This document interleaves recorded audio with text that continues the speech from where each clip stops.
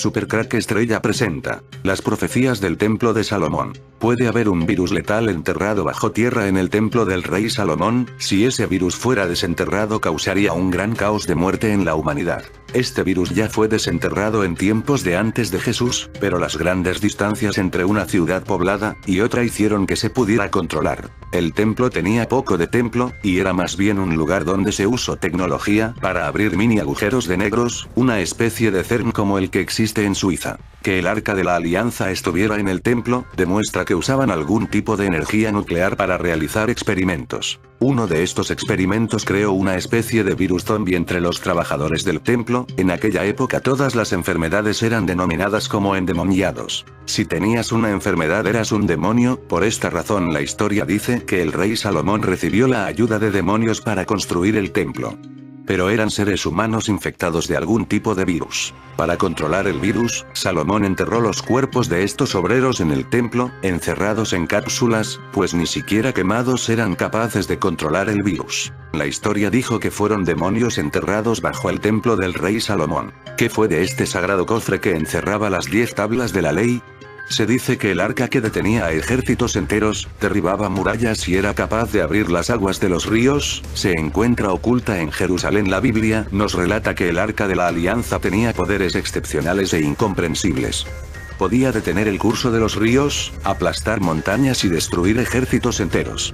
Cuando el pueblo de Israel llegó a la tierra prometida y los judíos se encontraron con el río Jordán, el arca de la alianza detuvo las aguas del torrente para que los hebreos pudieran cruzarlo. Las profecías del templo de Salomón aluden al nacimiento de un nuevo orden mundial. Su destrucción, así como la del segundo templo levantado por Herodes, ha dado lugar a numerosas leyendas y profecías. La reconstrucción del tercer templo está progresando gracias a los esfuerzos de varias organizaciones judías que desean ver cumplidas las profecías. ¿Cambiará el orden mundial? Es un elemento clave en la profecía bíblica que involucra el regreso de Jesucristo a la tierra, la construcción del tercer templo de Jerusalén.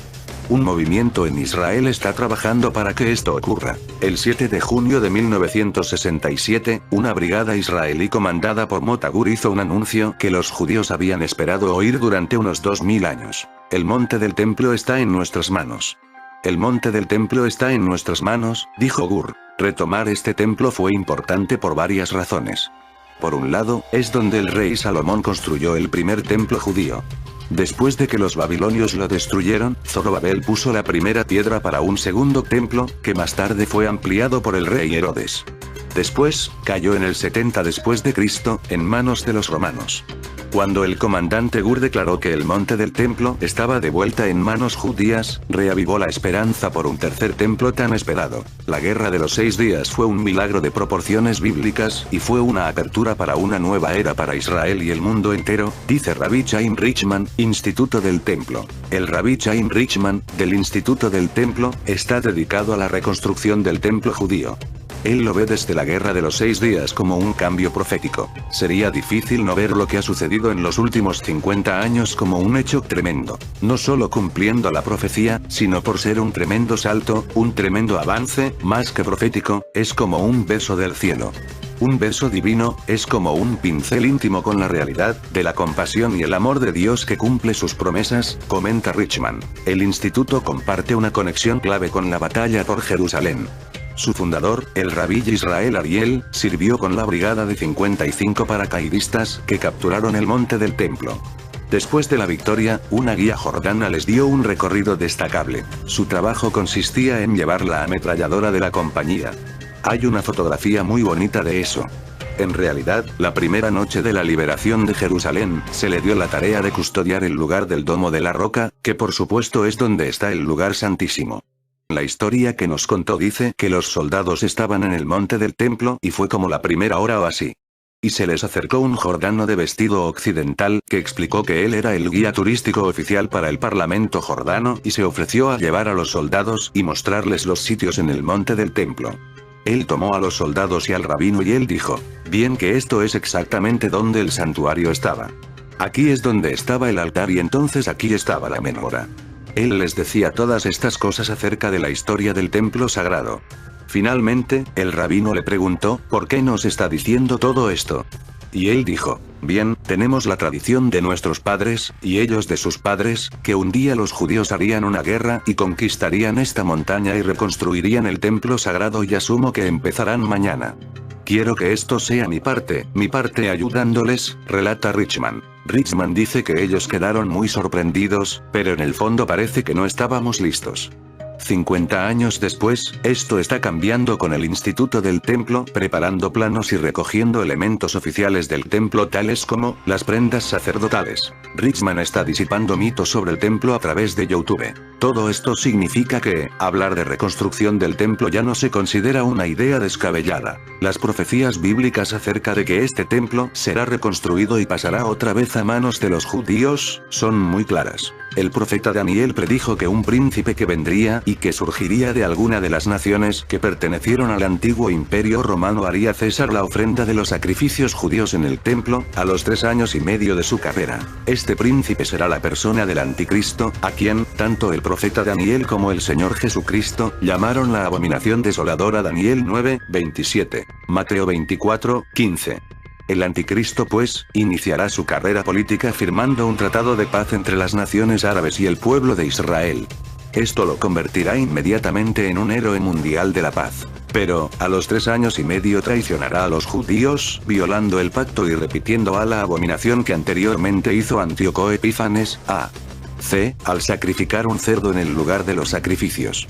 En este momento el anticristo se proclamará Dios, y comenzará la persecución más sangrienta que haya existido contra Israel, Mateo 24:15. 2 Tesalonicenses 2:3-4. Apocalipsis 11:1-2. 13:4-7. Los árabes han prohibido actualmente cualquier excavación arqueológica en los alrededores, sin embargo, los judíos han podido excavar a los lados del monte y han hecho un túnel de 300 mts de largo, llamado túnel rabínico. Un judío ortodoxo escocés llamado Asher Kaifman, acaba de hacer un estudio muy completo que contiene toda la información recopilada, y en la revista arqueológica bíblica escribió que el lugar santísimo no estaba localizado donde está actualmente la cúpula de la roca o la mezquita de Omar, sino como a 50 metros, más hacia el norte del monte Moriah.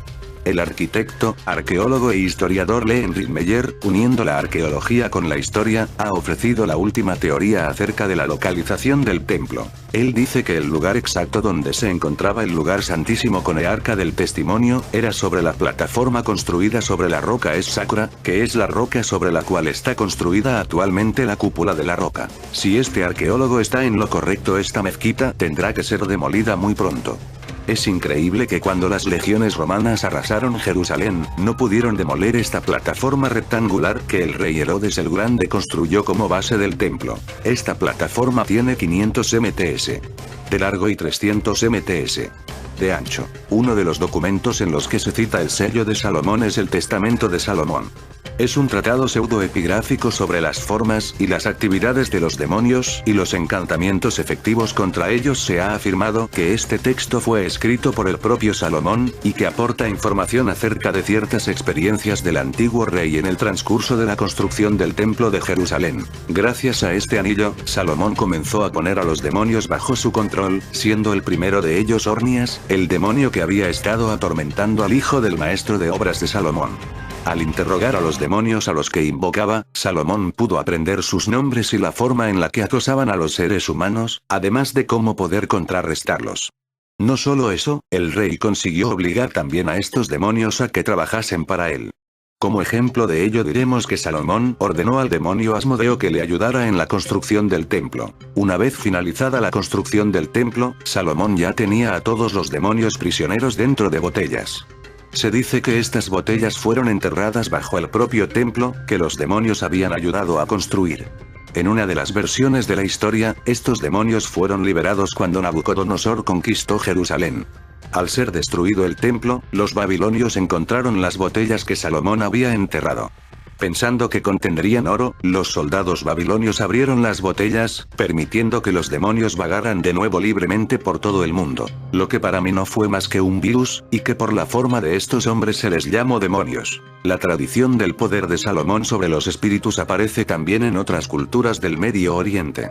Ejemplo de ello es el libro de las 1001 noches, en el que se indica que a Salomón, hijo de David, se le considera el señor de los Ifrit, genios, y se indica que castigó a los Ifrit rebeldes que se negaron a seguir la religión y someterse a su obediencia, encerrándolos en jarrones que tenían un sello de plomo, en el que figura impreso el nombre del Altísimo Alá. La primera sección del libro se le llama Ars Goetia. Esta describe a los 72 demonios que él dice haber invocado y encerrado en una vasija de bronce, sellada con símbolos mágicos, y que obligó a trabajar para él. Parece ser que el Arca de la Alianza no era el santo de los santos, sino, entre otras cosas, el embalaje de una máquina que producía alimento.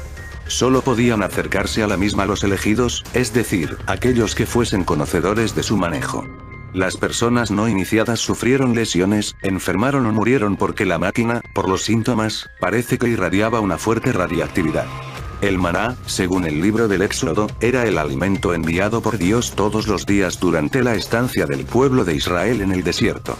Todos los días menos el sábado, por lo cual debían recolectar doble ración el viernes. También se encuentran referencias en midrashes judíos, que el maná tenían el sabor y la apariencia de aquello que uno más deseaba. En el Arca de la Alianza se conservaba una muestra suya. El maná también se menciona brevemente en el Corán, en las Azoras al-Baqara, al-Araf, y Ta'a, mencionando la fuente divina del maná como uno de los milagros con los cuales Dios favoreció a los israelitas. En el libro del Éxodo se le describe apareciendo cada mañana después de que el rocío hubiera desaparecido, y debía ser recogido antes de que el calor del sol lo derritiera. Según Números llegaba con el rocío, por la noche. Según la descripción bíblica, el maná se parecía a las semillas de coriandro, era de color blanco, y tras molerlo y hornearlo se parecía a las obleas con miel, aunque en Números se describe del mismo color que la mirra india, y añade que algunas de las tortas sabían a tortas aceitadas. Los exégetas creen que estas diferencias se deben que el Éxodo es un texto yavista, mientras el de Números es de fuente sacerdotal. El Talmud babilónico explica que las diferencias en la descripción se debían a que su gusto variaba según quien lo tomaba, miel para los niños, aceitunas para los jóvenes, pan para los mayores. La literatura rabínica clásica soluciona la cuestión de si el maná caía antes o después del rocío, explicando que lo hacía entre dos capas de humedad. Es interesante observar que, independientemente, los egiptólogos Howard Middleton Jones y James Michael Wilkie, en su primer libro sobre la Gran Pirámide, Giza Genesis de Best Kept Secrets, muestran cómo la explicación bíblica de la construcción del arca es una descripción del pasaje hacia adentro de la Gran Pirámide, donde dicen que se almacena la alianza, llamada el Arca de la Alianza. Según se dice, el Arca de la Alianza es un portal, y reúne o hace puente entre bandas de frecuencia de dimensiones, algo similar a lo que es logrado por los llamados agujeros de gusano de la física y la ciencia ficción. Esta parece que es una de las funciones del Arca. Se afirma que la tecnología del Arca de la Alianza fue instalada en nuestro sistema planetario para contrarrestar desequilibrios y distorsiones creados por interferencias negativas. La Gran Pirámide fue construida, al parecer, alrededor del 46.000 a.C., y luego reconstruida varias veces alrededor del 28.000 a.C., 10.500 a.C., y 9.500 a.C., después de distintos cataclismos. Podríamos añadir que este lugar es también un vórtice de energía central de la Tierra, correspondiente a un chakra en los humanos. Este vórtice fusionó las frecuencias de la tercera y cuarta dimensión. Y cuando está activo, dentro de la cámara de resonancia armónica de la pirámide, crea una alineación interdimensional con un sistema similar en Sirio, lo que permite algún tipo de teletransportación. El arca está asegurada y oculta dentro del templo del rey Salomón, aunque hay otras teorías que dicen oculta dentro de la esfinge, más allá del portal interior de la tierra alrededor de donde fue construida la esfinge alrededor de la época de la Gran Pirámide. Pero la tierra interna no significa el centro de nuestra tierra. La esfinge fue construida, al parecer, por los Anunnaki, fundadores de la cultura sumeria. La cabeza era la de un Anunnaki como un recordatorio de su herencia. El Arca de la Alianza siempre acompañaba a los judíos cuando iban a librar una guerra o una batalla, como ocurrió durante la conquista de Canaán. Con ella, los judíos se sentían protegidos, porque el arca poseía tales poderes, que la convertían en un arma absolutamente letal. Ellos decían, que en su interior residía la ira de Dios. Así que, en el cerco a la ciudad de Jericó, 7 cuernos de carnero, tocados de forma constante por 7 sacerdotes, y acompañados del arca, consiguieron destruir los muros y asediar la ciudad. Pero los shofar no han sido las únicas armas sónicas de la antigüedad del que se tenga constancia. En Números 10, 1, 2. Aparecen las instrucciones divinas dadas a Moisés, para que hiciera 2 trompetas de plata. ¿Es casualidad que sean siempre los dioses, quienes dan instrucciones y conocimientos tecnológicos y avanzados, a los seres humanos? La palabra hebrea Chapsot-Será, aparece 29 veces en el Antiguo Testamento. Se ha traducido casi siempre como trompeta, excepto en 3 ocasiones, que aparece como trompeteros, y una vez como bocina, apareciendo solo una vez en singular. Durante el exilio de los israelitas en el desierto del Sinaí, que duró 40 años, el Éxodo describe que se construyó el arca cuando Moisés les reveló la ley divina y fundó la religión hebrea, pero su función no se revela hasta los 3 siguientes libros: Levítico, Números y Deuteronomio. Solo los levitas podían tener acceso a ella. El Levítico relata que Dios se aparecía en una nube encima del arca, y en el libro de los Números cuenta que Dios hablaba desde allí, y que la nube del Señor flotaba sobre el arca, para proteger a los israelitas mientras la transportaban por el desierto. La última referencia sobre el arca de la alianza en el Antiguo Testamento, es en el libro de Jeremías, justo antes de que los babilonios saquearan el templo en el año 597 AC. Parece más que evidente, que el Arca de la Alianza era un complejo dispositivo tecnológico. La palabra arca, hacía referencia a una tecnología extremadamente avanzada, que se podría traducir como arquear curvar. El Arca de la Alianza era un generador de energía, o parte de un sistema de producción de energía. Esta energía podía utilizarse como un arma de ondas sónicas como en Jericó, como un medio de radiocomunicación o como un arma de gran poder y devastador, así como un portal dimensional. Es decir, arca, hacía más bien referencia al poder de curvar el espacio-tiempo, de transformar la energía, más que en un elemento mobiliario. Obviamente, esta tecnología no la crearon las mentes que vivían en Israel, sino mentes mucho más avanzadas y con conocimientos increíbles en el campo de la física. ¿Qué motivo tendría una civilización avanzada para legar este poder y esta tecnología? El monasterio de El Escorial, una puerta al infierno que Felipe II se encargó de sellar. Donde se copió las técnicas del Templo de Salomón para viajes en el tiempo. Su ubicación pudo estar influida por la leyenda local sobre una mina cuyas galerías llegaban hasta las mismísimas puertas del infierno. Con toda seguridad, el monarca conocía el mito cuando levantó allí su particular Templo de Salomón. Felipe II construyó el Real Monasterio de El Escorial con 2 finalidades muy concretas: conmemorar la victoria en la batalla de San Quintín frente a los franceses, y crear un monumento funerario a la altura de la dinastía de los Habsburgo. No en vano, el Real Monasterio de El Escorial es, sobre todo, el sueño de juventud de un monarca aficionado a la arquitectura y a la teología en todos sus aspectos. ¿Pero por qué eligió Felipe II la Sierra Madrileña para construir su gran proyecto? Además de por un tema climatológico, la zona es fresca en verano, y por la cercanía de los materiales necesarios para la obra, han apuntado algunos historiadores una posible causa de índole esotérica. Según una leyenda medieval, Lucifer vivió en una cueva situada a los pies del monte Abantos, Sierra de Guadarrama, justo los días entre la expulsión de las cortes celestiales y su destierro al infierno. En esos días, el ángel rebelde comenzó su andadura por toda la tierra, donde creó 7 puertas para acceder a las tinieblas. Una de ellas estaría en San Lorenzo de El Escorial. Un perro negro acecha por el templo. Durante las obras, que se alargaron cerca de 21 años, se extendió entre los peones la leyenda de que un misterioso perro negro acechaba por las noches obstaculizando las obras.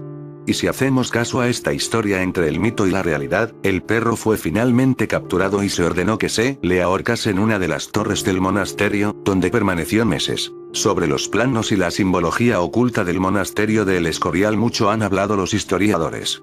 Felipe II ordenó construir una estructura típicamente renacentista, según los criterios racionalistas de la época, pero basado en el mítico Templo de Salomón.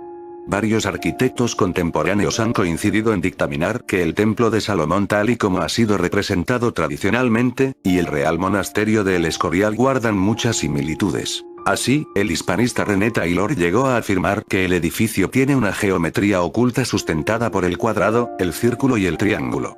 En los textos bíblicos, no obstante, se asegura que los planos del Templo de Salomón están diseñados directamente por Dios.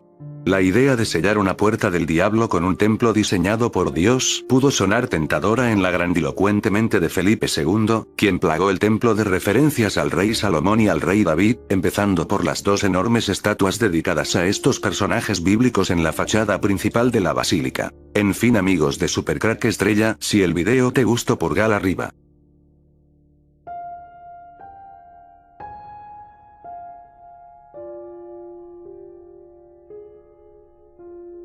Supercrack Estrella presenta El Arca de Gabriel, el juicio final y la Antártida. El 2 de septiembre del año 2015, mientras se realizaba una excavaciones en la gran mezquita de la ciudad de la Meca, casualmente fue descubierto un dispositivo que parece ser un arma de plasma que produjo la caída de una grúa. 12 días después, el 24 de septiembre, supuestamente en una estampida, se produjeron algunas muertes. Al día siguiente van emisarios a Moscú en busca de un manuscrito que le despejaría todas las incógnitas sobre tal descubrimiento. En diciembre del 2015 se conoció la existencia de un artefacto llamado el Arca de Gabriel oculto en una mezquita en la Meca y que debido a unas excavaciones fue hallado. Un artefacto que se señala causó la muerte de gran número de personas, artefacto del cual dice salen emisiones de plasma. Este artefacto se desconoce su apariencia, pero bien podría ser el Arca de la Alianza del pueblo hebreo, ya que tenía poderes de matar a las personas que se acercaban a ella. Este artefacto fue transportado por Rusia a la Antártida en una expedición militar. Putin incluso llegó a decir: estamos viviendo tiempos mesiánicos, mientras Rusia entraba en la contienda que se vive en el área donde se sitúa el Edén. Para los musulmanes, el arcángel Gabriel le dio a Mahoma un arca y le pidió que la guardara. Esta arca supuestamente contenía un arma de plasma, la misma que dicen se activó durante las excavaciones, ocasionando daños y la muerte de personas. Este mensaje guardado dicho por el arcángel Gabriel cuando cerca a la ciudad de la Meca se le apareció en una cueva llamada Hiraya y le hace entrega del arca, la cual le prohibió usar debido a su inmenso poder. El arca solo podría usarse en los tiempos del Kiyama. Es la creencia en la resurrección de todos los seres humanos en el día del juicio, cuando todas las personas, sean o no musulmanes, y sus buenas y malas acciones tendrán que ser finalmente juzgadas y recompensadas en conformidad.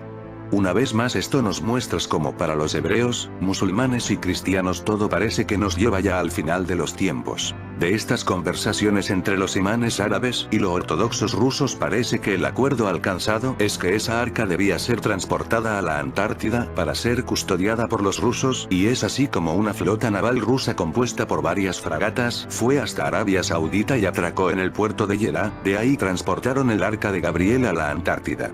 Por ahí hay algunos especulando de qué se puede haber descubierto en la Antártida para que el patriarca ruso, el secretario de Estado de los Estados Unidos John Kerry, además de otros políticos, viajaran a la Antártida. Lo evidente es que no han descubierto nada en ese continente, sino que han ido a ver lo que se descubrió en la Meca. Enigmáticos portales a otros mundos en Arabia Saudita. El 26 de diciembre en Arabia Saudita ocurrirá un eclipse solar anular. Ese día podríamos ver un gran evento en este país. Entre los llamados portales a otros mundos u otras dimensiones, existen dos que tienen gran similitud, pero que están ubicados a gran distancia. Se trata de los antiguos portales de Ayurmarca en Perú y de Almadén Saleh en Arabia Saudita.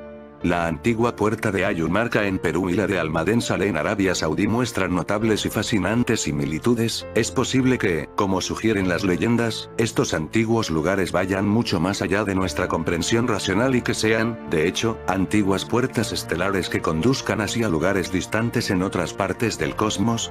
Es posible que existan puertas estelares regadas por todo el mundo, o las leyendas que hablan de ellas no son más que antiguos mitos. El día 26 de diciembre será un buen día para ver si ocurre algo en este portal fijo de Arabia Saudita, y ocurre de algún evento donde seres de otros mundos entran en nuestra dimensión. Eclipse solar anular. Este eclipse ocurre cuando la luna está lejos de la Tierra, por lo que no alcanza a tapar al Sol en su totalidad. Como resultado, el astro deja un anillo de luz a su alrededor. Este evento será visible en Arabia Saudita el 26 de diciembre. Lo que conocemos actualmente de los portales a otros mundos es a través de leyendas y mitos locales, pero es posible que estos antiguos sitios oculten secretos que superan nuestra actual comprensión y entendimiento racional, y que sean entradas que conduzcan a lugares distantes en otras partes del cosmos, en otras dimensiones. Kasr al-Farid, la tumba de Marain Saleh en Arabia Saudita. Otro enclave arqueológico ubicado en Madain Saleh, Arabia Saudita, ofrece detalles más fascinantes aún. Este espectacular monumento habría sido erigido por los antiguos Tamud que habitaban la región desde al menos el primer milenio antes de Cristo.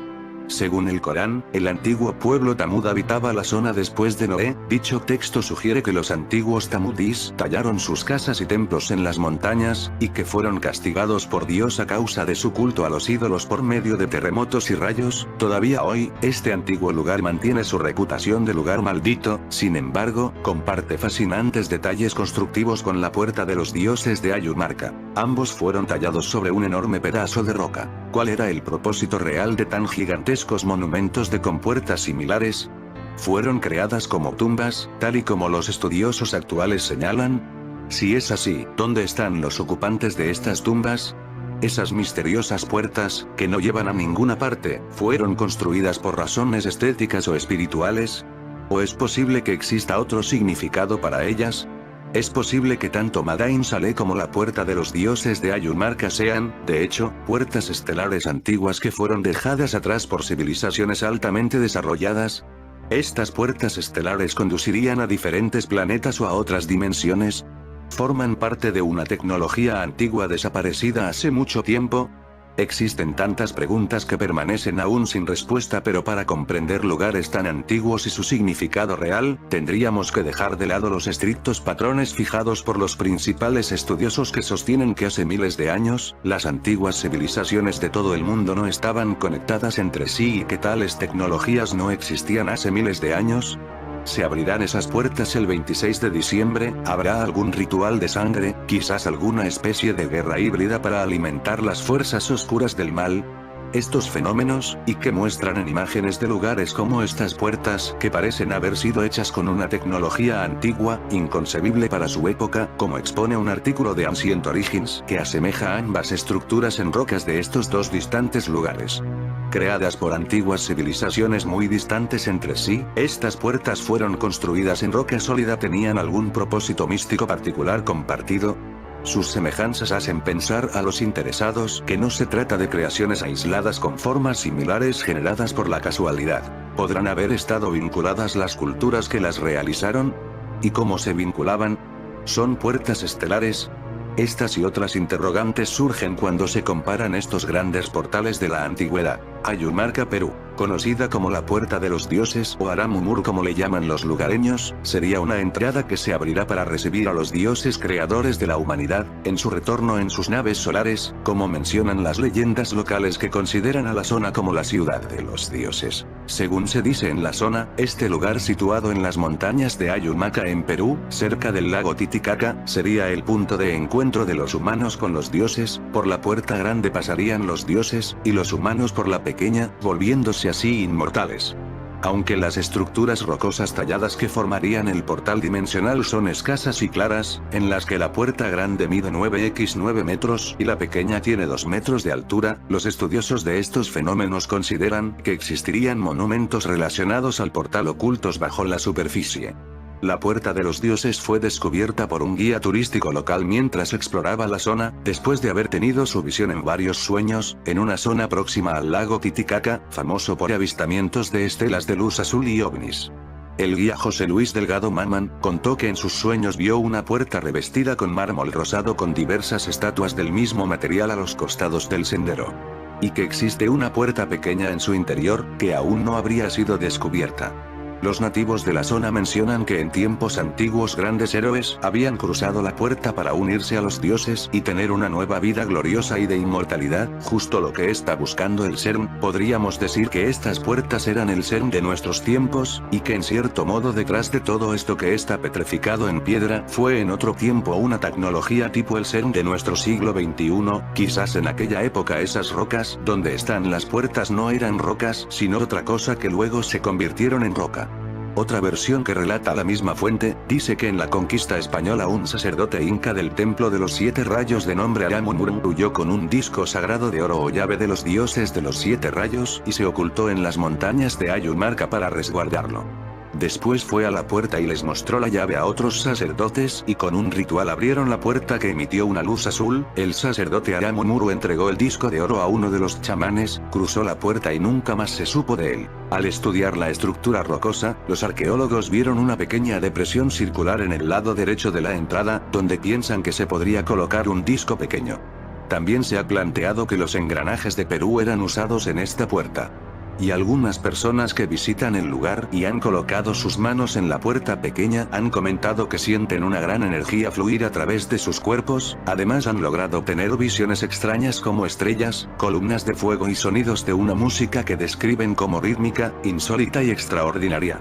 Mada in Saleh en Arabia Saudita ofrece detalles más fascinantes. El sitio antiguo se creía que había sido erigida por los antiguos pueblos de Tamud que habitaban la región desde al menos el primer milenio antes de Cristo. Curiosamente, el antiguo sitio de Mada in Saleh y la puerta de los dioses en Ayumarca comparten detalles fascinantes en su construcción, ambos fueron talladas en un enorme pedazo de roca. Está claro que aquí en Arabia Saudita está la llave de muchos secretos en el tema portales dimensionales. En el pasado tuvieron algo parecido al CERN de Suiza. Todavía guardan algunos de esos secretos y los protegen y los esconden. Para poder utilizar estos portales, los conocedores del tema se valen de un objeto antiguo de los Anunnaki conocido como el Arca de Gabriel, el cual es altamente peligroso por la cantidad de energía eléctrica que libera al ser manipulado. Para poder trasladarlo deben realizarlo con sumo cuidado. Este artefacto, según filtraciones de información, fue trasladado recientemente desde la Meca a la Antártida. Aunque esto no salga publicado en las noticias oficiales, se ha sabido que últimamente la élite ha estado realizando viajes a la Antártida, como por ejemplo el presidente Vladimir Putin, Vlad, o el patriarca Kirill, el jefe de la Iglesia Ortodoxa rusa. ¿Con qué fin?